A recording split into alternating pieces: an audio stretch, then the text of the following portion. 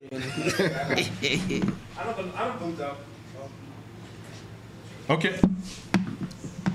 Oh, we started. Okay. We've been live for a minute, my guy. That's just how much fun we're having now. All right, welcome back. We're still at the Aviators Bar at Rainbow Towers, and this set and everything has been courtesy of Robson.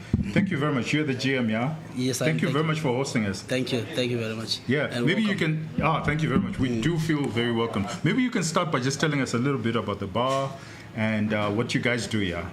Okay, here we sell alcohol and we get people drunk.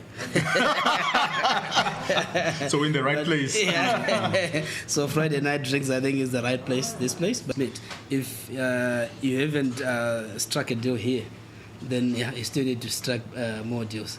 This is where most of the deals are struck and they are closed. Oh, so wow. yeah. I think each and every person, once in a while, they've got to be here. Come in here. We've got this Aviators Bar. We also have got the lovely coffee shop just across here from where we are, the La Patisserie coffee They've shop. got lovely cakes. Absolutely. A few of the cakes. You've got a sweet tooth. Yeah, we both have the sweetest. And yet you drink on a Friday. Yes, Well, yeah, drinks on a Friday. I like that. the two are not mutually exclusive. Oh, okay. A taste for sweets and more interesting beverages. Yeah, I like that.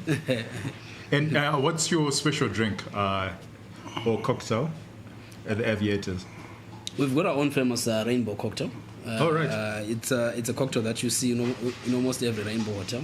I think it's the most popular here. We also serve lots of different cocktails, lots of varied whiskeys, lots of international wines as well. Okay. What's in the rainbow cocktail? It's a combination of different colors, so it's all about the colors now for the rainbow cocktail. So you have to see the different green, you've got to see all the colors that you see in the rainbow. You'll see them in that cocktail. Okay, so I think I will order that, but without the alcohol. I think that's a tall order. I think many of those colors come from liqueurs. I think the barman could brew a magic. We'll see how it works out. Yeah. I learned something interesting. I came out here for the. I think it was the first one since 1985 when it was officially opened.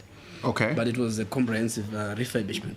So when we then started to do a research to find out if there is any other venue that is as big as the Harare International Convention Center. And we figured that in Africa, it is the only one, it is the biggest one. It's the only biggest one with the amphitheater setup.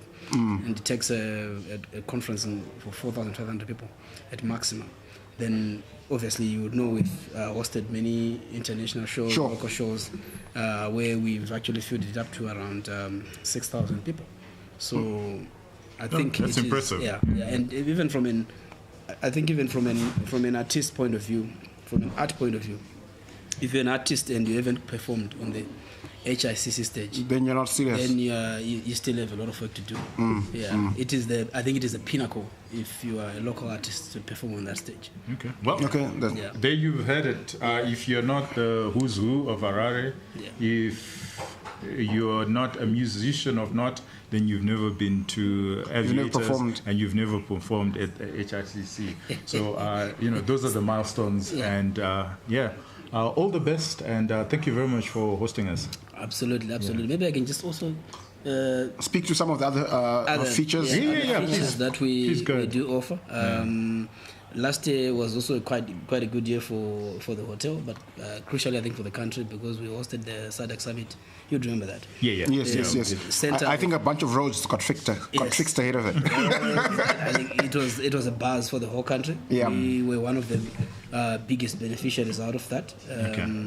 But we are so proud because we also got a chance to refurbish most of our rooms, and we've got almost we are the hotel that can host as many presidents as possible. In fact, we can host as many as 10 presidents at one go. Okay. Well, because you actually have presidential suites. Absolutely. Because they cannot sleep anywhere else but diplomatic presidential suites. Yes. Okay. So just to here in this hotel, we did host 10 presidents at one go. So it was a massive undertaking. I can imagine. Massive achievement. obviously, yeah, you can't sleep much. But at the end of the day, it's a proud moment for us as the hotel, but also a proud moment for us as a country, I guess. And it also gave rise to a lot of other improvements in the hotel. I think look at issues like passenger lifts. Now the hotel has got 8 passenger lifts that run from the ground up to the top. And in terms of the rooms themselves, we think we've got now one of the international benchmark in terms of those rooms. Okay. How many rooms do you have? Altogether, the hotel has got 293 rooms. And it's got... that will be the largest in Harare, in Zimbabwe, right? Oh, no. Rooms-wise, I think there could be 1 or 2, but I can for sure tell you this is the biggest hotel in the country.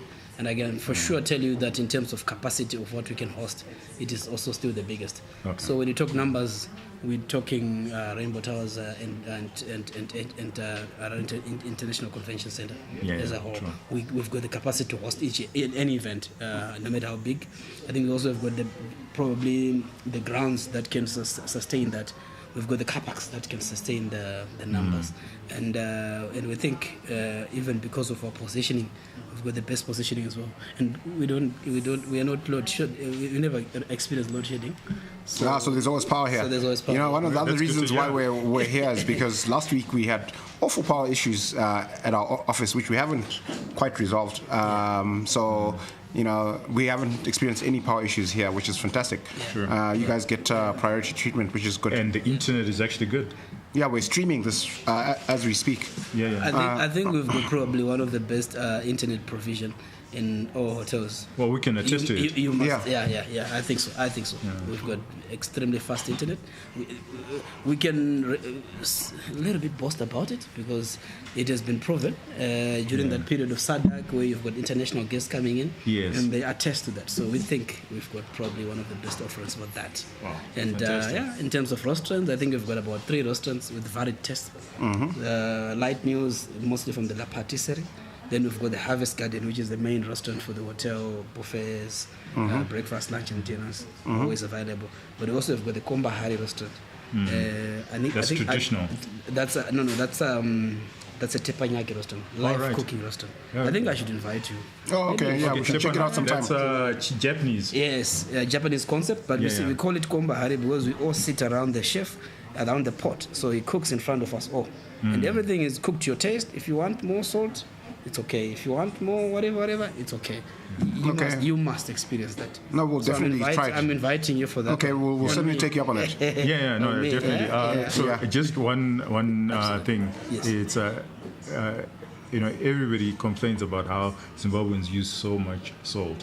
Like the only seasoning we have in our food is salt. So we are on a campaign to avoid salt. Totally, so that we can spice up our food with all the different types of... It's true. We hosted a regional group recently, and it had a lot of people from West Africa, and they complained a lot about it. In fact, they said in Southern Africa, it's salt. Your spice is salt. And from their end, they like chilies. So they say, but no, they're not chilies. Where are the chilies? We're not used to chilies. We're more on the salt. In fact, before we eat, you get your plate, before you eat, you put salt. And then exactly. A lot of people do that. Yeah, we need to avoid that. Yeah. No, fantastic. Thank you very much for joining us. Thank you so much. I appreciate it. It's such a pleasure. Enjoy the day. No, Thank you. Cheers.